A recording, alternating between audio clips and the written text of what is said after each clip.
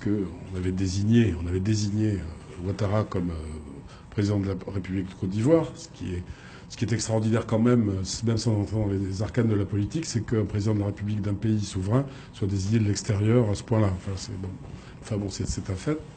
Et donc il y a eu une offensive militaire qui était préparée et qui a été lancée en mars 2011 pour mettre Ouattara en place. Voilà.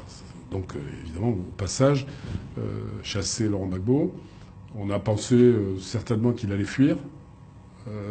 J'en veux pour preuve une que j'ai gardée parce qu'elle est magnifique, du Monde, qui est un journal sérieux, paraît-il, qui date du 5 avril, je crois, 2011, qui annonce que Gbagbo s'est enfui, que Gbagbo n'est plus là, il avait promis de braiser, c'est-à-dire brûler Abidjan, mais qui n'a pas eu le courage de le faire. Enfin, il y a une espèce de fiction extraordinaire à la une du Monde.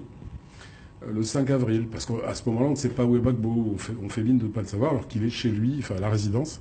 Donc c'est une semaine avant son arrestation. Oui, et à une semaine avant son arrestation, Le Monde le dit en fuite, ou peut-être un hélicoptère vient le chercher. C'est un roman à lire, parce que c'est magnifique. C'est la une du Monde du 5 avril 2011. Donc à partir de là... Et le 5 avril au soir, il donne une interview à Vincent Hervouet en direct. Par téléphone. À LCI. Par téléphone. Par téléphone. On aura l'occasion de revenir sur le traitement médiatique français. En tout cas, donc il y a eu une offensive qui est donnée. Il y a eu je passe sur les détails, mais il y a eu énormément de matériel qui est arrivé de France par gros porteurs. La Légion est arrivée, tout le monde est arrivé pour aider les forces rebelles qui n'y arrivaient pas. Il faut savoir ça. Ils étaient descendus dans le nord du pays en faisant énormément de massacres. On en parlera aussi peut-être, j'espère. Et de choses abominables qui n'ont jamais été pointées du doigt par la communauté internationale ni par la CPI. Enfin, il y a eu des massacres de masse. Ils arrivent à Abidjan. C'est important que vous souligniez ça, parce que c'est vrai qu'à l'époque, c'est la France, ou en tout cas l'armée française, l'opération Licorne, est en retrait.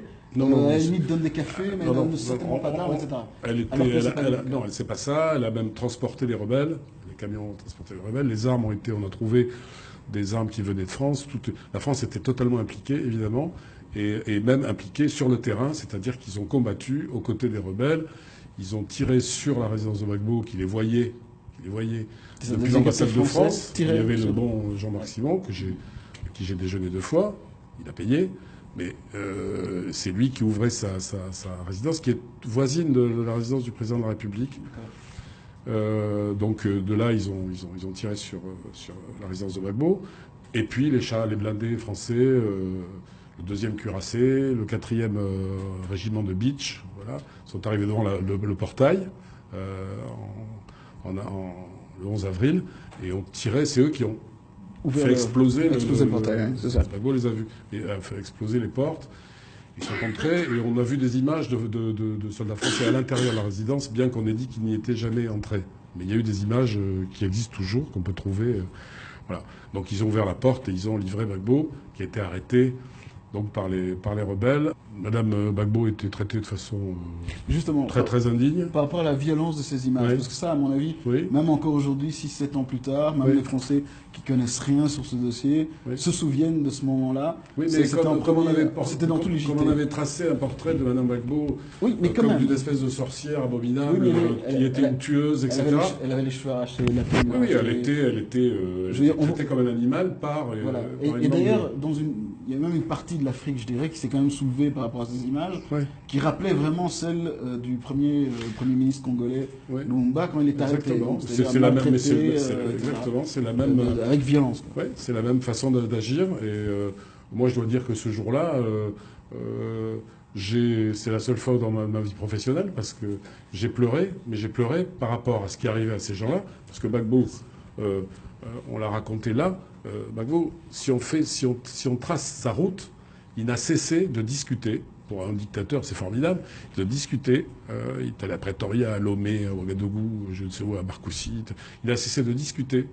Il a pris avec lui les rebelles au gouvernement.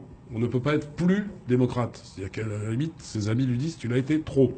Voilà. Donc il ne faut pas dire que c'est autre chose que ça. Donc ce qu'il a payé, c'est ça, parce qu'on a agi par la force, parce qu'on n'y arrivait pas. Il était trop intelligent sur le plan politique, d'une part, et d'autre part, il composait avec tout le monde. Gbagbo a toujours composé pour essayer d'établir la paix. Il a fait là, il y a 160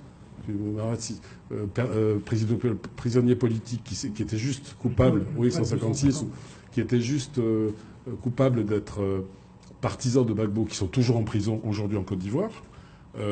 Gbagbo, après 2002, après l'attaque sauvage, où il y a eu beaucoup de morts à Abidjan, 300, je crois, en 24 heures, où des ministres ont été tués, etc., a fait une amnistie après.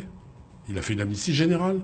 Donc, comment veut-on dire que cet homme-là est un tyran ? C'est la presse française qui l'a fait, c'est le gouvernement français qui l'a fait, mais la vérité est non seulement pas celle-là, elle est exactement l'opposé. C'est-à-dire que la sauvagerie et la violence sont venues par Ouattara, et puis, il faut le dire, par la France, puisque... La France et l'ONU. Et l'ONU. C'est un fait. Donc, parce qu'il y a des intérêts énormes, et qu'effectivement, l'Afrique et le Golfe de Guinée représentent, sur le plan pétrolier, un objectif américain très clair. On le sait, c'est écrit. Et puis que la France ne peut pas se permettre de perdre... On aura l'occasion d'y revenir. Peut-être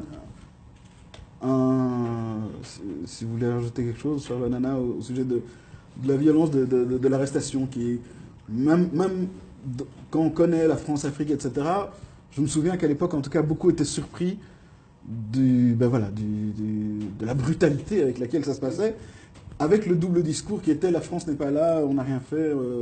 Enfin voilà, le discours médiatique français, c'était « est-ce que notre armée a aidé ou pas ?»